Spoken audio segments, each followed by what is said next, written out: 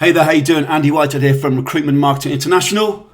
We help recruitment and social business owners launch, grow and scale their recruitment business from the ground up past 7 figures. Usually the solopreneur looking to break 300k, they're breaking a million. So, question, should I change my niche? So I've covered this in multiple other videos and we'll cover it a lot more. Now the question always comes down to what's your outcomes? Your outcome should be to increase your profit, not just revenue, profit. So let me give you an example. When I jump on a call with an applicant to join our program, one of the things that I always focus on is, are they going to win? So it's pointless you being in a mindset of, I want to get to 7 figures, if you don't understand what the model is to get to 7 figures. So let me give you an example. Let's say that currently you are in a business that is doing $500,000 turnover. You've got a team of 10, but your actual take-home profit is about 100k. Is that worth it? No. Usually when we work with a solopreneur, they are at around 150k to 300k, and they keep hitting the ceiling and bouncing around between 150, sometimes up to about 400, 450, but around that 300k is the glass ceiling.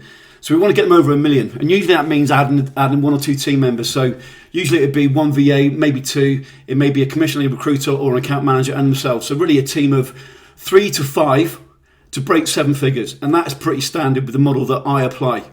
So should we change niche? So I had a really cool conversation with a gentleman. I'm going to keep things confidential. I've had, in fact, 2 conversations with a gentleman on my iPad. And I've taken notes, as I always do when I speak to an applicant, because when they're at starting point A, they want to get to end point, say, E, in the next 12 months, and then they're looking to, say, sell the business in 3 years, which is this gentleman's outcome. We want to understand the model to get there.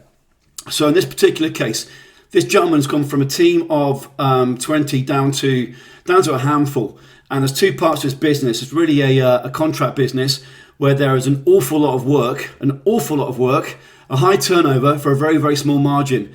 And one of the conversations we had, so we've had 2 conversations regarding his niche. Should he change niche?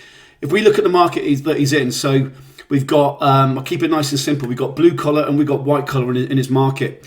What's your outcome? Sell the business in 3 years, right? What's the outcome for you specifically? What do you want to achieve here?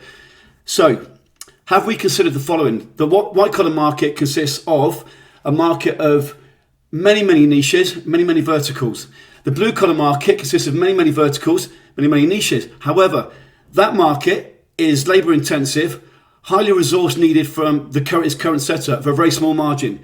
So have you considered in the white collar market set up a process whereby we map out the entire white collar market for your niche or niches, including industry, location and role of your client, and the same for your candidate, which is how I start breaking up a vertical for one of our members. Then, if we work out, say, we want to get to a starting point from starting point of 0 to get to $500,000 in that niche, where we will need you, 1 VA, and a part-time stroke, maybe full-time account manager, as opposed to a larger team over here, bringing in a negligible profit. Have you thought about switching from a contract market or a temp market into a perm market? No. Right. So to do this, we can set this up very, very simply. We start with mapping the market, understanding who your client and candidate is. Then we work out what the numbers are. So to break 500, we've got a 20k placement fee. How many do we need? We need 25 placements. Right.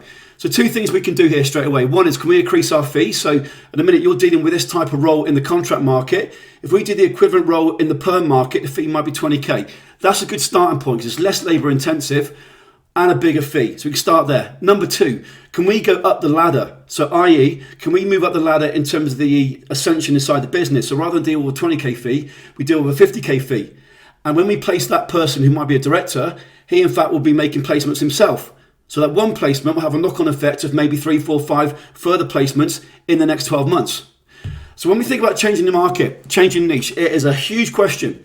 And it shouldn't be, yes, change niche, no, don't change niche. The only time I really, really push and I'm consistent with my message to a member is when a member reaches 7 figures. And what usually happens when a member comes to us and they've been doing, say, 200k, they get to their first $1 million year, they will say, right, Andy, I want to go into a new niche. And 9 out of 10 times I will say no. The man who catches 2 rabbits catches none. And the reason why is precisely that.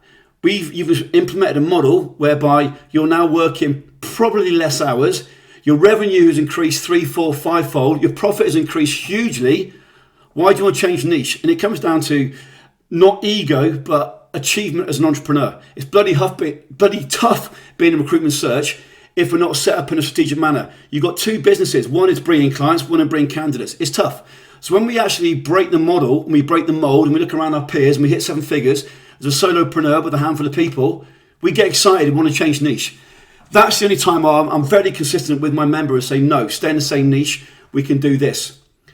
So if your question now is, I've been hit by COVID. Your question is, I'm being hit by the potential or maybe existing recession. Should I change niche? It's not a question that can be answered without variables and information to actually input a process to give you an output as a response to, should I change my niche? But in this example, the outcome for this person I spoke to was, right, I want to start a business in 3 years. Right, you've got highly revenue creating business here with very, very small margin. It's hugely labour intensive. Getting the candidates is next to impossible. They come and go and they'll move roles for $1 an hour. Have you thought about the white collar market? I know your market's in the white collar market. I know what we need to do to get this set up. Have you thought about this? No. Are you willing to? Yes. Good answer. Right, what we will need is the following. These are steps we will go through. In that instance, we can put together a plan on hitting $500,000 pretty quickly. And again, reverse engineered steps, even with a base margin and a base fee in that marketplace of 20K, that's 25 placements per year. It's one placement every 2 weeks. Right, to get one placement every 2 weeks, what do we need? Well, my current close rate is one in three client conversion calls, 1 in 3 sales calls. Right, so we need 75 sales calls as things exist, without any of my strategies, without any of my authority strategies, without any of my automation, without any of the inbound, any of my templates, any of my coaching, any of my last decade plus of doing this. You need 75 appointments with clients, yes? If only you get one role per client. Right, so we know worst case, we need 75. If we apply my model of ascending or apply my strategies or my templates that now over 1,000 companies have, we're probably going to do a lot better than that and a lot easier. So worst case, we know what our outcome is, 75. Same with the candidates, what's our metrics? So we can start to think about worst case. Now, when you add in my decade plus of doing this and add in our hundreds of strategies that exist, you take the templates. Now we've got something we can work with, and week on week we work on metrics together. You submit your metrics, I review them. Now we make a decision on, should I change niche? So if that's your question, should I change niche? Should I niche down, niche up? Because of the recession, should I go into this niche? I did a video 2 years ago, 3 years ago. Exuding blockchain is going to be a huge niche to go into. If you're at the forefront of blockchain, although there's been a kill right now in the markets over the financials and crypto, etc. Blockchain is what's going to happen with all the banking. My original role was in investment banking with Nomura, with Societe Generale, with Reuters, with Casanova, the Queen stockbroker in London. The financial markets are a massive driver for the entire economy, and they will be moving on to blockchain. So changing niche, there are metrics that drive it. There are macro decisions that drive it. There's also business drivers that make a decision. So with that said, if you want me to help you change niche, and you want to now relaunch or launch or scale or really take the next 12 months plus your business seriously, go to recruitmentmarketinginternational.com, recruitmentmarketinginternational.com, click on Meet, book a call with me. There are a set of questions there. The more information you give us, the more we can help. I may well come back with some additional questions. So when we do jump on a call, I can really understand what we're trying to achieve and give you what I would create as your 90-day plan and your year plan plus. And if we're a fit, if I think you're a fit and I've got 3 drivers, I will invite you in. And if you think we're a fit together, you might ask to know more about the program. It's not a sales call. That's not what I'm about. I know that you'll be back. And if we're a fit and there's a good bond there and there's good rapport, happy days. But with that said, don't make a decision on niche without taking in those 3 key drivers. Speak soon, stay strong.